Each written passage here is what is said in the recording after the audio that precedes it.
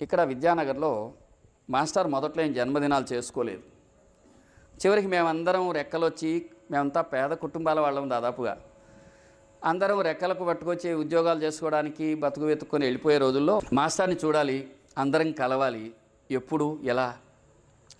ఎండాకాలం సెలవులు, టీచింగ్ ఫీల్డ్లో ఉండే వాళ్ళకి వీలు కాదు. ఈ పండుగలప్పుడు ఎవరెవరు వాళ్ళ ఊళ్ళలో ఉండాలా, దసరాలప్పుడు అది అట్లాంటి ఇబ్బంది. వాళ్ళ ప్రాంతాల్లో ఉండే బాబా మందిరాల్లో అక్కడ కార్యక్రమాలు సత్సంగాలు నిర్వహించి ఉంటారు. మరి ఇంకా సెలవులు ఎప్పుడు కలవాలా? అటు ఇటు ఆలోచించి మాస్టారి జన్మదినం అక్టోబర్ 30వ తేదీన అయితే అందరం కలిస్తే బాగుండు అని మాస్టర్ దగ్గర నిర్ణయించుకున్నాం. అప్పటికి కొన్ని బ్యాచెస్ వెళ్ళిపోయాం అన్నమాట. ఆ తర్వాత మా 30వ తేదీన వస్తుంది కనుక తేదీ ప్రకారము మాస్టర్ ఆత్మీయులందరూ కలుస్తాము అనుకున్నాం. దానికి మాస్టర్ గారు సమ్మతించి ఒప్పుకున్నారు. సరే, అట్లా కలుస్తూ వచ్చాం. మొదటి జన్మదినం జరిగిన ధన్యస్థలము విద్యానగర్. విద్యానగర్లోనే మాస్టారి మొట్టమొదటి జన్మదినం చాలా మామూలుగా, అతి సహజంగా అందరం కూర్చున్నాం. మాస్టార్ని చాలా ప్రార్థించాక ఆయన ఒప్పుకున్నారు. ఆయన బాబాను పూజిస్తే మేము ఆయన్ని పూజించుకోగలిగాం. అది జరిగింది ఈ ఊర్లో. అయితే ఇప్పుడు ఏమైందంటే మాస్టర్ దేహం విడిచి చాలా కాలమైంది, 89 అయిపోయింది కదా. ఇప్పుడు అందరూ ఎవరెవరి వృత్తులలో ఎక్కడికక్కడ అయిపోయాం. ఆ విధంగా మనమేమి ఆలోచిస్తున్నామంటే, అందరికీ అనువుగా ఉండే నెల్లూరులో అక్టోబర్ 30వ తేదీ టౌన్ హాల్లో ప్రతి సంవత్సరం మనం ఇది అందరం కలిసి మాట్లాడుకుందాం, మాస్టర్ని గురించి చెప్పుకుందామని నేను ప్రతిపాదిస్తున్నాను. మీరందరూ ఇచ్చేసి ఆ కార్యక్రమాన్ని జయప్రదం చేయండి. మనం ఏం చేయాలనుకుంటున్నామంటే, ప్రతి సంవత్సరం విశేషమైనటువంటి వ్యక్తుల్ని కొంతమందిని ఇన్వైట్ చేసి, మాస్టర్తో ఎక్కడెక్కడ మారుమూల ఉండే వాళ్ళని కూడా ఇన్వైట్ చేసి, ఒక రంగస్థలంలాగా అది ఏర్పాటు చేసుకొని భావి కార్యక్రమం ఏం చేస్తే బాగుండు, అట్లాగా అన్ని ప్రాంతాల వాళ్ళు అక్కడికి రావాలని కాదు, వచ్చిన వాళ్ళందరం కలిసి ఇదిగో మనం ఇలా అనుకున్నాం, ఈ విధంగా చేస్తామని చేస్తే బాగుంటుందని నా భావం. మొత్తం మీద మేము టౌన్ హాల్ అయితే బుక్ చేసాము. ప్రతి సంవత్సరం ఇప్పుడు ఆయన భావాలు, ఆలోచనల గురించి ఆలోచించి ఈనాటి మనుషులకు అవి ఏ విధంగా ఉపయుక్తంగో అందుకు కృషి చేయడం ఎక్కువ అవసరమని నా భావం. అందుకని అది ఒక కార్యక్రమం మనం చేపట్టాలనుకుంటున్నాం. మీరందరూ ఆశీర్వదించండి, రండి. ఒకవేళ అట్ట కాకుండా మనమందరం ఇంకో రకంగా మంచిగా చేద్దామంటే మేము వెంట ఉంటాం. ఒకటి. రెండవది, కాలేజెస్లో, స్కూళ్ళలో మాస్టారి భావాలలో ఇమిడి ఉండేటటువంటి వ్యక్తిత్వ వికాసపు విషయాలను చెప్పడం వల్ల వాళ్ళకి ఎంతో ప్రయోజనం ఉందని గత 10 సంవత్సరాలలో నేను అనేక చోట్ల అనుభవంతో చూశాను. అందుకని అప్పుడప్పుడు టీచర్స్గా ఉండేవాళ్ళు మనలో చాలామంది ఉన్నారు. ప్రతి మదరు ఒక టీచరే, ప్రతి ఫాదర్ ఒక టీచరే, ప్రతి వ్యక్తి ఒక టీచరే, ప్రతి వ్యక్తి ఒక స్టూడెంట్ కూడా. అందుకని ఎప్పుడన్నా అవకాశం ఉన్నప్పుడు మంచి మంచి విషయాలను మన ఇద్దరం కలిసినప్పుడు కబుర్లు కాలక్షేపం చెప్పకూడదు. మాస్టర్ గారు మాకు చెప్పిన మాట అదే. అసలు నీ మనసు చెడిపోవడం అంటే, దురభ్యాసం అంటే ఏమిటి? అనవసర విషయాలు మాట్లాడటం. మంచిగా ఉండడం, ఉత్తమ సంస్కారం అంటే ఏమిటి? సత్సంగము, ధర్మము, కర్తవ్యము, భగవంతుడి గురించి మాట్లాడితే అది సత్కాలక్షేపం. అందుకని మనం కలిసినప్పుడు అతి ఉత్తమమైన మంచి విషయాలు చెప్పుకోవడానికి చాలా ఉన్నాయి. ఎప్పటికప్పుడు ఎన్నైనా చెప్పుకోవచ్చు. ఈరోజు మేము నెల్లూరు నుంచి బయలుదేరి ఇక్కడికి వస్తున్నాం. వస్తుంటే నా పక్కనే ఉన్న ప్రభాకర్ రెడ్డి గారు ఆయన అన్నారు, నేను ఒక రామకృష్ణ పరమహంస పుస్తకం చదివాను సార్. ఆ పుస్తకంలో రామకృష్ణుడు ఒక భక్తుడిని అడిగాడు, ఒరే అబ్బాయి, గుడ్ల మీద పొదిగే కోడి బొమ్మ ఒకటి గీసి తీసుకురమ్మని. అప్పుడు ఫోటోలు లేవు కదా, ఫోటోలు అరుదుగా ఉండేవి. గుడ్ల మీద కోడి పొదిగేటప్పుడు మీరు ఎవరన్నా చూస్తుంటారు, పల్లెలే కదా మనం. ఇంకా అదేం చేస్తుందంటే కన్ను మూసుకోదు, కన్ను తెరుసుకోదు, మూసుకోదు, మధ్యలో అట్లా ఉంటుందన్నమాట. మామూలు మన ఉదాహరణ చెప్పమంటే తాగుబోతులా అనాలి. కానీ మాస్టర్ అయితే ఏం చెప్పారో తెలుసా? మాస్టర్ మా అందరికీ ఏం చెప్పారంటే, నీవు కళ్ళెత్తుకొని భగవంతుని స్మరించవచ్చు. నీకు ప్రపంచం డిస్టర్బెన్స్ అయితే కళ్ళను రెప్పతో మూసేయి. ప్రపంచం కనిపించకుండా నీ గురువు యొక్క పాదాలను, ఆయన ముఖార విందాన్ని అనన్యంగా స్మరించి నామం చెప్పుకో. నువ్వు చెప్పే నామం నువ్వు వినాలా. ఆ విధంగా మెల్లగా సాయి సాన్నిధ్యం అనుభవం అవుద్ది. అప్పుడు అంతులేని సంతోషం ఉంటుంది అని ఆయన చెప్పారు. యోగులైన వాళ్ళు కళ్ళు మూసుకోరు. వాళ్ళు ఏం చేస్తారంటే రెప్పని ఇలా మూస్తారు, అంతేగాని రెండు రెప్పలు ఇలా మూసేశారు నిద్రపోయినట్టు. ఆ విషయాన్ని ఇప్పుడు మేము వస్తూ వస్తూ కొత్త విషయం చెప్పుకున్నాం. అంటే ప్రతి చిన్న విషయంలోనూ ఆయన రెఫరెన్స్ ఉంటుంది. సాయిబాబా ఏ విధంగా మానవ జాతిలో అన్ని కోణాలు చెప్పారో భరద్వాజ మాస్టారు ఈ అత్యాధునిక ప్రపంచంలో అవసరమైన ప్రతి విషయాన్ని చెప్పారు. కాబట్టి మాస్టారుతో పరిచయం ఉండే నా గురుబంధువులందరికీ నేను నమస్కరించి చెప్పుకునేది ఒక్కటే, అయ్యా మనం ఇప్పుడు బాగా వయసు చివరికి వస్తున్నాం. మీకు జ్ఞాపకం ఉన్న ప్రతి చిన్న విషయాన్ని ఎక్కడన్నా రాసి కానీ చెప్పి కానీ పెట్టండి. కొంతకాలం తర్వాత ఆ విషయాలు చాలా విలువైనవి అవుతాయి. అందుకని మాస్టర్ గురించి ఇంకా ప్రపంచానికి తెలియాల్సింది ఎంతో ఉంది అని నా విజ్ఞప్తి. అంచేత మిత్రులారా, మనం ఏం చేస్తున్నామంటే మాస్టర్ ఇంకొక పని చేశారు. అన్ని కాలాల్లో మహాత్ములు ఉంటారు, అన్ని దేశాలలో అన్ని ప్రాంతాలలో ఉంటారు. మామూలుగా కళ్ళు తాగే అలవాటు ఉండేవాడు కళ్ళు కుండలు కళ్ళు ఇది ఎట్లా వెతుకుతాడో, మేము సత్పురుషులు సాధువులు ఎక్కడుంటారు ఎతకడం ఒక అలవాటు అయిపోయింది. నేరుగా వచ్చి మేము మాస్టర్ని అడుగుతాం. ఏమనంటే కళ్ళు తాగేవాళ్ళు పలానా కళ్ళు బాగుంటుందా, పలానా కళ్ళు కల్తీ అని చెప్పుకున్నట్టు మాస్టర్ దగ్గరికి రాగానే మాస్టారు ఆ సత్పురుషులను ధ్యానించి ఒక్క విషయం గుర్తుపట్టండి, మాస్టారు మహానుభావుడు అని చెప్పిన వారెవ్వరూ మహాత్ములు కాదని నిరూపణగాలే. వాళ్ళందరూ మరింత మహానుభావులని ప్రపంచం గుర్తించింది. మన తెలివితేటలతో అయితే అది కుదరదు. ఆయన ధ్యాన స్థితి అంత గొప్పది. మాస్టర్ గారు చెప్పినటువంటి మహాపురుషులు చాలామంది జీవితాలు ఇంకా అక్షరాల్లోకి రాలేదు. అటువంటి వస్తే బాగుండని మరో ప్రతిపాదన. ఇకపోతే మనం రాసిన వెంకయ్యస్వామి పుస్తకం కానీ, ఆ పరిశోధన చేసి ఇప్పుడు రాయబోతున్న 6 పుస్తకాలు కానీ మాస్టారు భావానికి దివ్య నీరాజనాలు, అది ఆయన కరుణకు సంకేతాలు అని మాత్రమే నా విజ్ఞప్తి. ఇంకొక విషయం కూడా ఉంది. మనం ఇటీవల గ్రామాలలో కొంతమందిని కలిసి అక్కడ కుర్రవాళ్ళని తీసుకొచ్చుకొని వాళ్ళ ద్వారా ఇటువంటి గ్రంథాలు చదివించి ఇటువంటి కృషి ఒకటి చేస్తున్నాం. ముఖ్యంగా ప్రతి శనివారం రోజున 5 గంటలకు మాస్టారి ప్రేరణతో నామమండపంలో గొలగమూడిలో మనం ఒక సత్సంగం నిర్వహిస్తూ సాయిబాబా ఎవరైతే వెంకయ్యస్వామి భక్తులు దివ్యలీలలు అనుభవించారో వాళ్ళని పరిచయం చేస్తున్నాం. దానికి స్ఫూర్తి కూడా మాస్టర్ గారే. ఎందుకనంటే ఆ రోజుల్లో మాస్టర్ చాలామంది దగ్గర దివ్యలీలలు చాలా రాసుకున్నారు. కొంతమంది ఏం చేశారు, ముందు చెప్పేసి తర్వాత నేను చెప్పలేదన్నారు. అందుకని ఆయన ఏం చేశారు, సంతకాలు పెట్టించుకోమన్నారు. ఎవరైనా నాకు ఇట్లాంటి అనుభవం వచ్చిందంటే సంతకం పెట్టమన్నారు. కానీ ఇప్పుడు మనం ఏం చేస్తున్నామంటే వీడియో తీసి పెడుతున్నాం, వాళ్ళ వాయిస్ రికార్డు చేసి పెడుతున్నాం, వాళ్ళు ఇచ్చినటువంటి ప్రతిదానికి ఆధారాలు స్వీకరించి పెడుతున్నాం. భావితరాల్లో ఎవరికి అటువంటి అనుమానం రాకుండా ఉండటానికి స్ఫూర్తి కూడా మాస్టర్ గారే. పరిశోధన చేయడం అనేది మాస్టర్ గారి ద్వారానే మనకందరికీ అందిన అంశం. ఇక మనుషులు మరీ ఒకరికొకరు అయిపోతున్నాం. ఈ నగరాలు మహా పెరుగుతున్నాయి, పల్లెలు పాడైపోతున్నాయి. మాస్టర్ విద్యానగర్లో ఎందుకు వచ్చారు సార్ మీరు అని అంటే సాధన చేసుకోవటానికి. ఇంకా సార్ నాకు పల్లెలంటే ఇష్టం.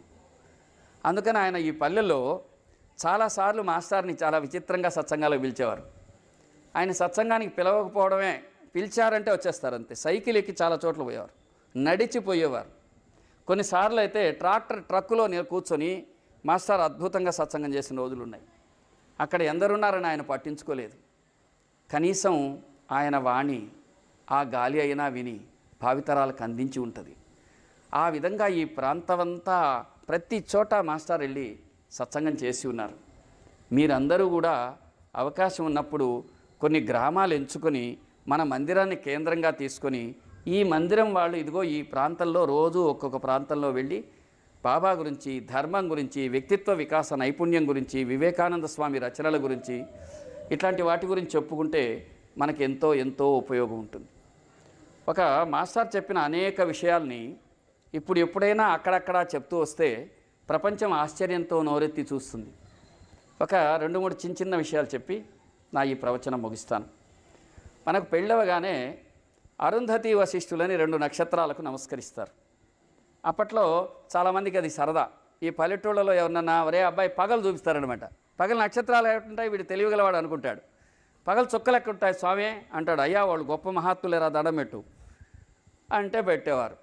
కొంతమంది అయితే జోక్ కూడా ఉంది, నాకు అరుంధతి కనిపించలేదు 6,000 అప్పు కనిపించిందని కూడా. కానీ నిజానికి అరుంధతి వశిష్ఠులకు ఎందుకు నమస్కరించాలి సార్ అని అడిగితే మాస్టర్ ఏమన్నారంటే, వాళ్ళు అతి విశిష్టమైనటువంటి దంపతులు గనుక, పెళ్ళవగానే ఋషులకు నమస్కరించడం విధానం గనుక అని ఆయన గొప్ప విషయం చెప్పారు. ఒకసారి నేను ఎక్కువసేపు దాని గురించి మాట్లాడాను. ఆయన ఏం చెప్పారంటే, ఒక్క విషయం ఏంటంటే, ఆకాశంలో ఉండే నక్షత్రాలను ఋషులు తపస్సుతో గమనించి వాటి గమనాన్ని గుర్తించారు.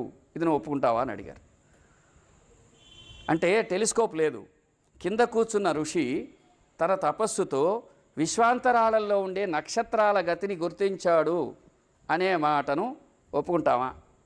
ఎలా అంటే, భూగోళం అనే పదం విన్నావా అంటే, మనకు భూగోళం అనేది అనాది కాలం నుంచి ఉంది.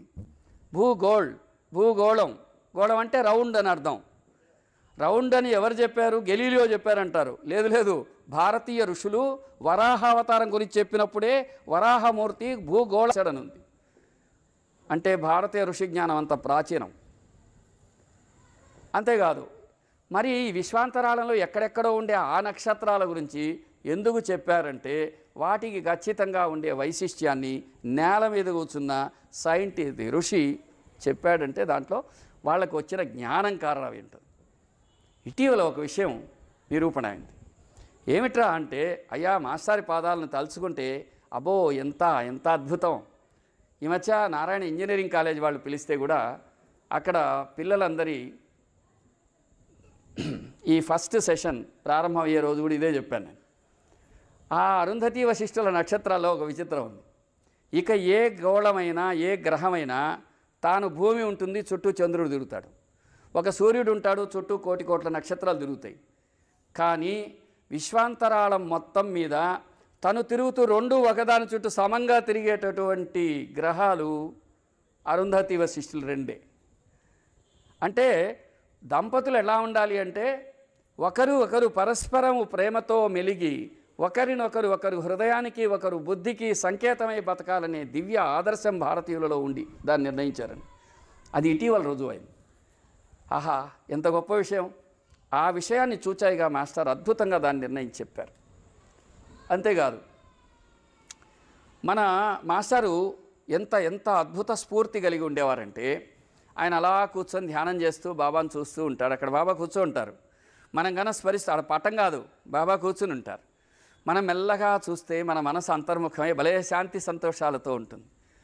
ఆయన అలా కూర్చుని ఆయన ఉన్నట్టుండి లేచి బయలుదేరేస్తారు. లేచి భాస్కర్ బయలుదేరు, లేదు సూర్యనారాయణ బయలుదేరు, లేదు గోవిందప్ప బయలుదేరు, లేదు సుధాకర్ రెడ్డి బయలుదేరు, లేదు మూర్తి బయలుదేరు, లేదు రుక్మిణి బయలుదేరు అన్నారనుకో, ఆ పని అయిపోతుంది. ఒకవేళ ఒక్కోసారి ఆయన వద్దంటారు. ఆ రోజు కనుక పోయామో ఇంక చెప్పక్కర్లా, అన్ని ఇబ్బందులు ఉంటాయి. సాయి చరిత్రలో ఉన్నాయి కదా, ఒకడినేమో 7 రోజులు ఆపేస్తాడు, ఒకడేమో 7 రోజులు ఉండాలని వస్తే లేదు పోవు, నువ్వు వెంటనే బయలుదేరంట. అట్లా మాస్టారు చెప్పిన ఒక భావాన్ని వెంకయ్య స్వామి చేసేవారు.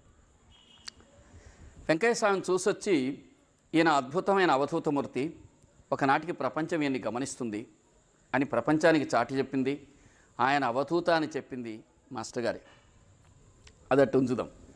వెంకయ్య స్వామి ఎక్కడికన్నా వెళితే బాగా శ్వాస పీల్చి అవతల ఆ స్థలంలో కూర్చునేవాడు, లేకపోతే అక్కడి నుంచి వెళ్ళిపోయేవాడు.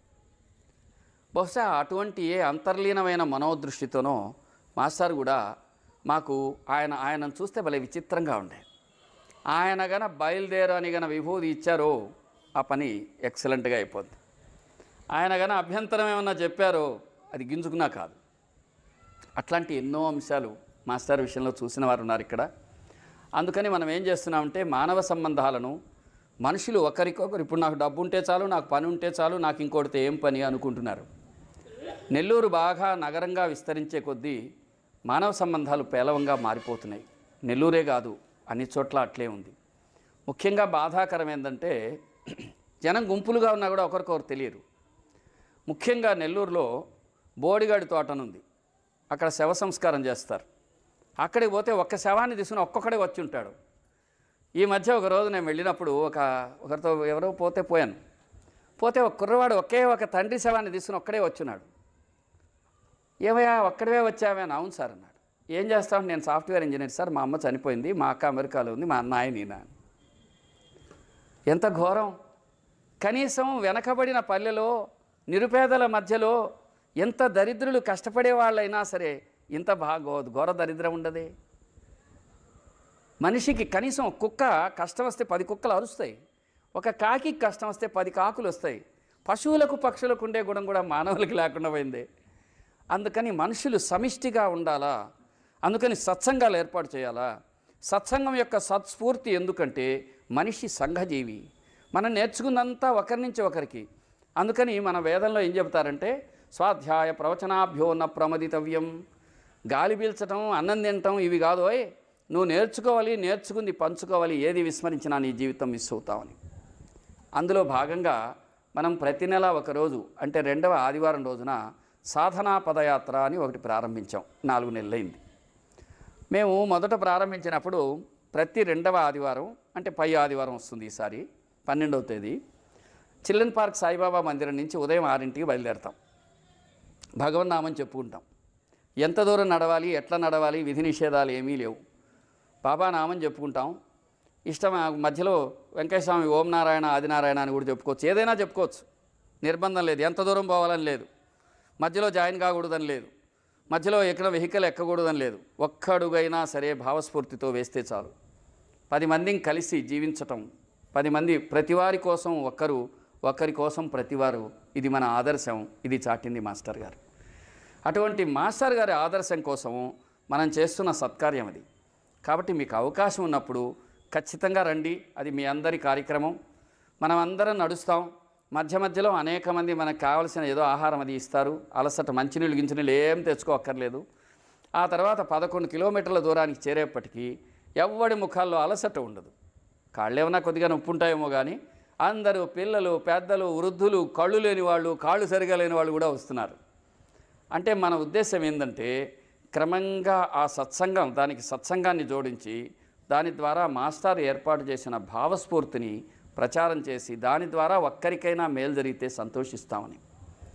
ఆ విధంగా గ్రామీణ సత్సంగాలు, వ్యక్తిత్వ వికాసపు కేంద్రాలు, నిరంతరం కలుసుకునే మనందరం చేసే పారాయణ, స్మరణ, పూజాధికాలు, వీటన్నిటి గురించి సహేతుకమైన దృష్టితో కూర్చొని చర్చించుకునే సత్సంగం, ఇవన్నీ మానవజాతికి మహితవరాలుగా మాస్టారు చాటి చెప్పారు. అందువల్ల సాయిబాబా ఈ కలియుగావతారం. ప్రపంచంలో ఉన్న మహాత్ములు అందరూ కలిస్తే, అన్ని ధర్మాలు కలిస్తే, అన్ని జీవులు, అందరూ మహాత్ములు, అందరూ దేవతలు తన స్వరూపమని చాటిన సాయిబాబా మానవజాతి మొత్తానికి ఆదర్శం.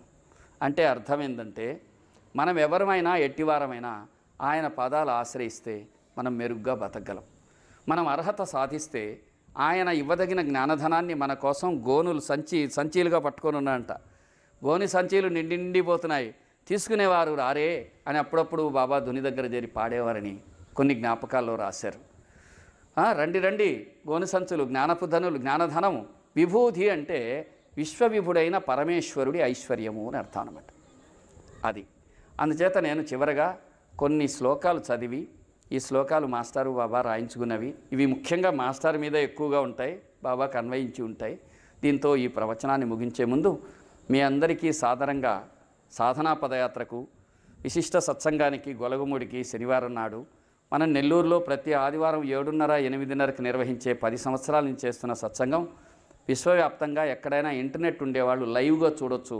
దాని ద్వారా మనకిప్పుడు సుమారు 150,000 మంది పైగా దాన్ని చూస్తున్న వారు ఉన్నారు. అనేక ప్రాంతాల నుంచి కూడా ఇది వ్యాప్తి చెందుతోంది. అందుకని మీరు ఎప్పుడైనా ఈరోజు ఈ కార్యక్రమం కూడా రేపు సాయంకాలానికల్లా 1-2 భాగాలుగా చేసి యూట్యూబ్ అనే దాంట్లో విద్యానగర్ సత్సంగం అనే పేరుతో పెడతారు. ఆ విధంగా మనందరం ఎక్కడున్నా దగ్గరగా ఉండేందుకు మనం ఈరోజు మోడర్న్ టెక్నాలజీని, దీన్ని కూడా ఎలక్ట్రానిక్ మీడియాను కూడా మనం ఉపయోగించుకుంటున్నాం.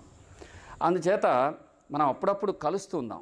మీరు నెల్లూరు వస్తే మన సత్సంగానికి రండి.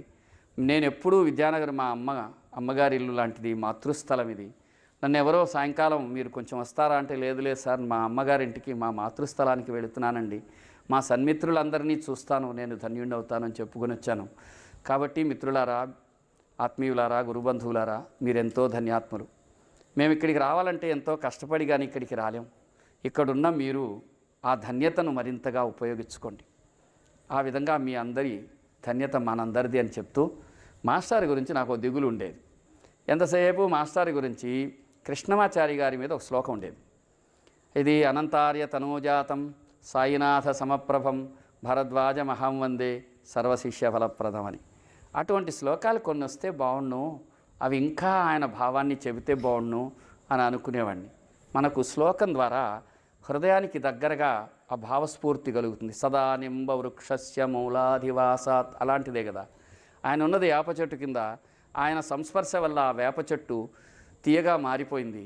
ఈ మానవ ప్రపంచం చేదైన ప్రపంచం మధురతరంలాగా మారినట్టు సాయి యొక్క సంస్పర్శ వల్ల మానవ జాతి దుఃఖకరమైనది సుఖకరంగా మారుతుంది, మధురతరంగా మారుతుంది అన్నట్టు. అదేవిధంగా చిన్న చిన్న పదాల్లో గొప్ప భావం మనం రాసుకోవచ్చు అన్నమాట. అట్లాంటివి కొన్నిటిని మాస్టరే బాబాయే రాయించుకున్నారు. అవి కొన్నిటిని చదవటం ద్వారా ఓహో ఆయన ఇంకా కూడా తన కృషి ఇలా చేస్తున్నారనే నీరాజనం చెప్పుకొని నేను ఈ అవకాశం ఇచ్చిన ఈ మందిర ప్రముఖులైన వారందరికీ, ముఖ్యంగా సూర్యనారాయణకు, ఇతర మిత్రులకు, కమిటీ సభ్యులకు, వాళ్ళందరి రూపంలో పనిచేసే సాయినాథుల వారికి, మనని వెన్నుతట్టి ప్రోత్సహిస్తున్న మాతృమూర్తి వంటి మాస్టర్కి శతసహస్ర కోటి వందనాలు చెప్పుకునే ముందు ఈ శ్లోకాలు చదువుతాను. మాస్టారు ఒకసారి నేను తడలో వస్తున్నాను. ఒక కుర్రవాడు వచ్చాడు. సార్ నమస్కారము, మీరు నాకు తెలుసు, నేను మీకు గుర్తు లేకపోవచ్చు, నేను విద్యానగర్లో చదువుకున్నాను. ఓహో అట్లాగా అంటే, సార్ నాకు మాస్టర్ అంటే భలే ఇష్టము, మీలాగా నేను దగ్గరకు వచ్చేవాడిని కాదు.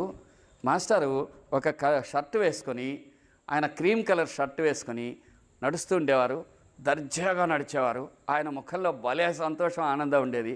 అది చూస్తుంటే నేను భలే పొంగిపోయేవాడిని అని చెప్పాడు. చెప్పినప్పుడు ఆ భావాలు నాకు భలే నచ్చాయి.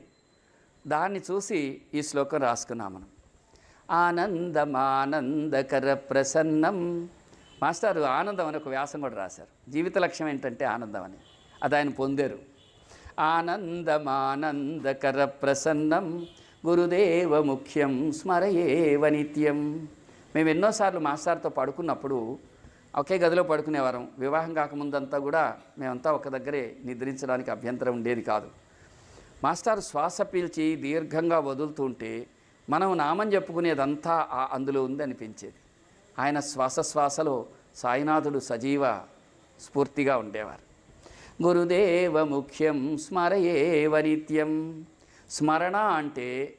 స్మరణ అంటే తరింపచేసేది అని అర్థం అన్నమాట. ఏ మానవానాం శ్రేయో ప్రదంతం. ఆయన జీవితం అంతా మానవజాతి శ్రేయస్సుకై గడిచింది. చిట్ట మాస్టారు దేహం నుంచి ప్రాణం వెళ్ళిపోయే ముందు కూడా లోకా సమస్త సుఖినో భవంతు అన్నదే మాస్టర్ రాయించిన చివరి మాట. భరద్వాజదేవం మనసా స్మరామి అని. ఇక్కడ మనం బాబా కనిపిస్తే ఏమడగాలి? బాబా నాకు అది ఇదివు అని అడుగుతాం. అట్ట కాదు. ఒకవేళ అడగడం ఏది మేలో ఎలా అడగాలి అంటే, ఓ తండ్రి మాకేది శ్రేయస్కరమో మాకు తెలియదు, కాబట్టి ఏది శ్రేయస్కరమో అది తమరే అనుగ్రహించవలసింది అని మాస్టర్ నేర్పించారు. అట్లాగే మనం ఎక్కడైనా ఒక మందిరానికి వెళితే మా సత్సంగం తరపున నమస్కారం, మా తండ్రి మాస్టర్ తరపున నమస్కారం, ప్రపంచంలో ఉండే అందరి తరపున నమస్కారం, అందరికీ మేలవాల అనే ప్రార్థన మాకు ఆయన నేర్పించారు. అట్లాగే ఇందాక చెప్పుకున్నాం, ఇది ఈ వృత్తం సంస్కృతంలో అరుదు. శ్రీ గురు కరుణా హితకర చరణ సేవ్యమానార్యదేవా సత్సంగత్వాత్ సహిత వచనో జ్ఞానమావృత్య చేతో వీణాపాణి మృదుతరవచో జ్ఞానవాణి సవర్ణే భరద్వాజ పరమ పురుష దేహి మే నిత్యశాంతిం. ఎవరి సాన్నిధ్యంలో నిష్కారణంగా నీ మనస్సు శాంతిస్తుందో అది మహాపురుషుడున్న స్థలమని గుర్తించమని పెద్దలు చెప్పారని పదే మాస్టర్ చెప్పేవారు. అందుకని ఆయన సాన్నిధ్యం ఎప్పుడు పరమపావనమైన తపో శాంతితో నిండి ఉండేది.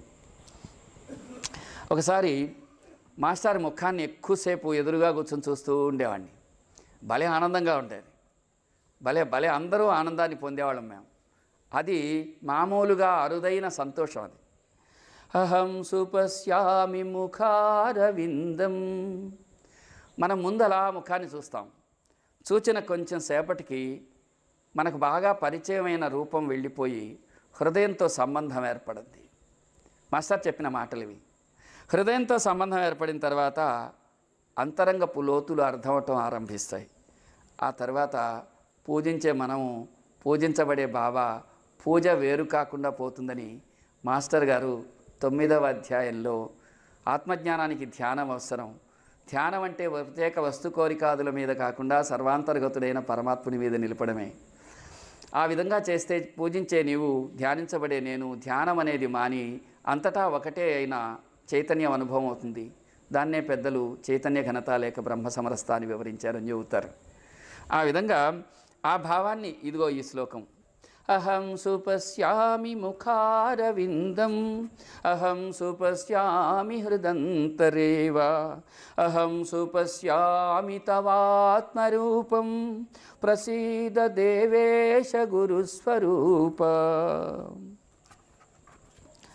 తర్వాత శ్రీ గురు ప్రతిపద రూప నిధానం, వైదిక మృదులతర శృతి విధానం, పరమ సద్గురో దత్త స్వరూప, శ్రీదత్తం భజే అతి ప్రాచీనం.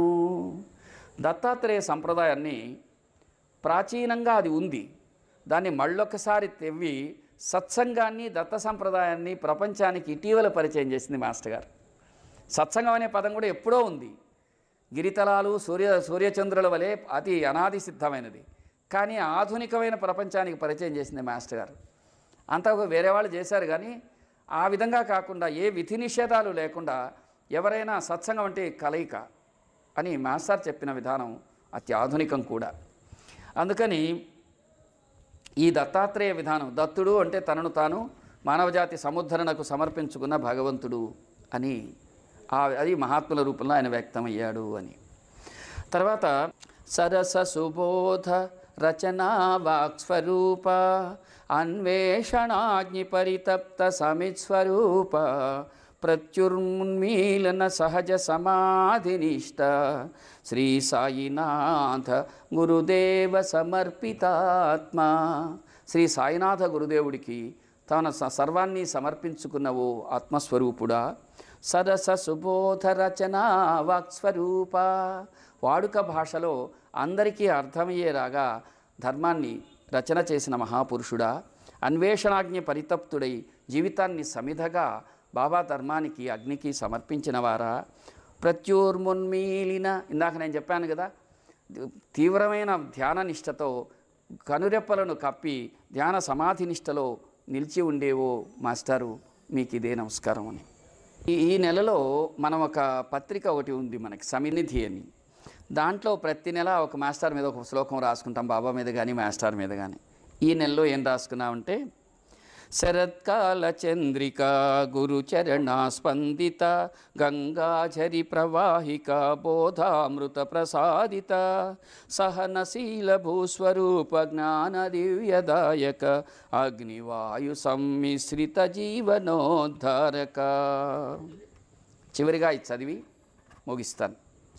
భరద్వాజ గురు అమృతవాణి, వరరుహలోచను శ్రిత కళ్యాణి, శ్రీ విరించి సతి శుభ సంకల్పం, సకల జనావళి హితకర వచనం, భరద్వాజ గురు అమృతవాణి.